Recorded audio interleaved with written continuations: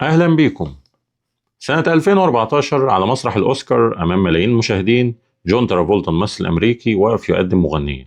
بص في الكاميرا وقال بثقة كاملة: أديل دازيم، مع إن الاسم الصح كان إدينا مينزل. مش غلطة نطق بسيطة ومش نسيان، دي آلية طبيعية في إنتاج الكلام.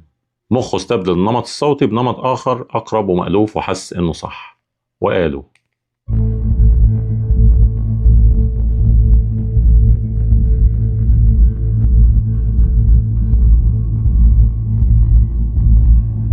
كان في ممثل اسمه ستيف بوسكيمي، شغال من الثمانينات ومشهور في هوليوود، وطلع في برنامج ذا تونايت شو مع جيمي فالون.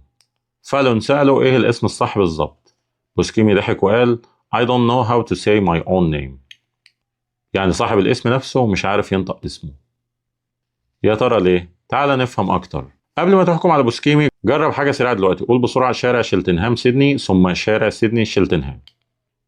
واحدة منهم هتحسها أريح على لسانك. مخك بيختار الإيقاع الأسهل مش أنت. يا ترى ليه مخك بيعمل كده؟ تعال نفهم. بس في البداية ما تنساش لايك شير سبسكرايب وفعل زر الجرس عشان دايما يوصلك كل جديد. أولا proper names effect.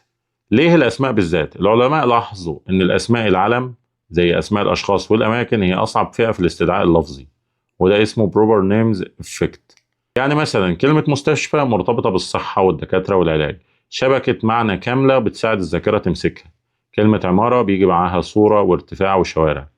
لكن لو قلت لك الدغيثر أو المزاحمية أو القويعية، دي أسماء معلقة في الهواء مش مرتبطة بأي شبكة معنى، فلما مخك يحاول يستدعيها مش لاقي حاجة يتمسك بيها غير الصوت.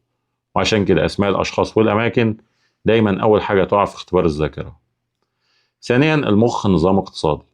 المخ مش مصمم إنه يخزن تفاصيل دقيقة لكل كلمة نادرة، لأن ده هيكلفه طاقة ضخمة، فبدل كده بيشتغل بالأنماط الصوتية.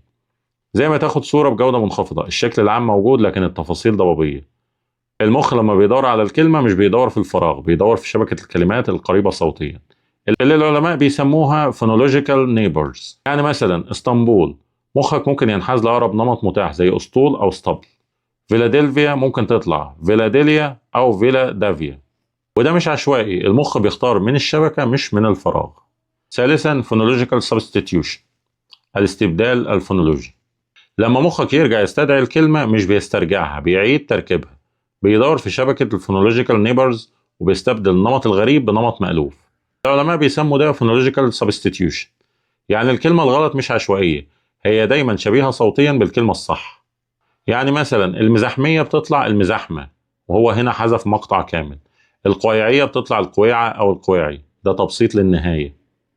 الدغيثر بتطلع الدغيشر أو الدغيتر، وده استبدال صوت بصوت. برمنغهام بتطلع برمنجهام، لأن نون جيم أريح صوتيا من نون غين. كل ده مش عشوائي، هو غلط لكن شبيه صوتيا. رابعا الطبقة العصبية. في شبكة داخل المخ بتشمل الفص الصدغي اللي بيعالج الأصوات ويخزنها، والفص الجبهي الأمامي اللي بيخطط النطق لحظيا. لما بيحصل ضغط أو استعجال الفص الجبهي بيطلع بأول نمط متاح في الشبكة، مش بالضرورة الأدق. في لحظة الكلام المخ بيفضل السرعة على الدقة. خامسا اليوجري فلوينسي، وهم الطلاقة. لما مخك يعيد تركيب الكلمة بيديك إحساس إنك استدعيتها، وده بيعمل لك إحساس بالثقة حتى لو اللي طلع غلط. ده بالظبط اللي حصل مع ترافولتا، مخه استبدل النمط الصوتي وحس إنها صح وقالها أمام العالم بلا تردد. سادسا ليه بيتكرر نفس الغلط؟ لما مخك يغلط مرة وما تتصححش، النسخة الغلط بتتحول لمدخل لفظي جديد في الشبكة المعجمية. يعني الغلط اتسجل رسميا، المرة الجاية بيستدعي النسخة الغلط بثقة أكبر، مش غلط عشوائي كل مرة، نفس الغلط بنفس الثقة كل مرة. وتعالى نشوف الصورة الكاملة. لما تحط الأربع طبقات جنب بعض هتلاقي شبكة صوتية قريبة بتحدد الخيارات، اسم علم بلا معنى بيضعف التخزين، استبدال فونولوجي بيختار الأقرب مش الأصح، وإحساس وهم بالثقة بيمنع أي مراجعة، والنتيجة الحتمية خطأ منطقي بثقة مطلقة. طب هل ده مرض؟ غالبا لا، ده جزء من speech production errors، أخطاء الإنتاج الكلامي، وبيحصل مع الناس كلها. نقلق بس لو اللخبطة في كلمات عادية جدا أو في أسماء ناس قريبة أو الموضوع بيزيد بسرعة مع الوقت. غير كده مخك بيشتغل بالطريقة اللي تصمم بيها. يعني الموضوع مش إن الشخص مهمل ولا ذاكرته ضعيفة، لكن في حاجة أخطر من الغلط نفسه، إنك تكون واثق إنك صح، لأنك ساعتها مش هتسمح بأي تصحيح ومش هتدور على الصح. المخ أحيانا بيختار أقرب كلمة مش الكلمة الصح، وانت بتقولها بتبقى حاسس انها مظبوطة تماما، وده بالظبط اللي بيخلي الغلط يستمر. في النهاية ما تنساش فهمك لنفسك هو أول خطوة للتغيير، والوعي هو مفتاحك لكل خطوة جديدة. ولو عجبتك الحلقة ما تنساش لايك شير سبسكرايب وفعل زر الجرس عشان دايما يوصلك كل جديد، واشوفك في رحلة جديدة جوه عقلك.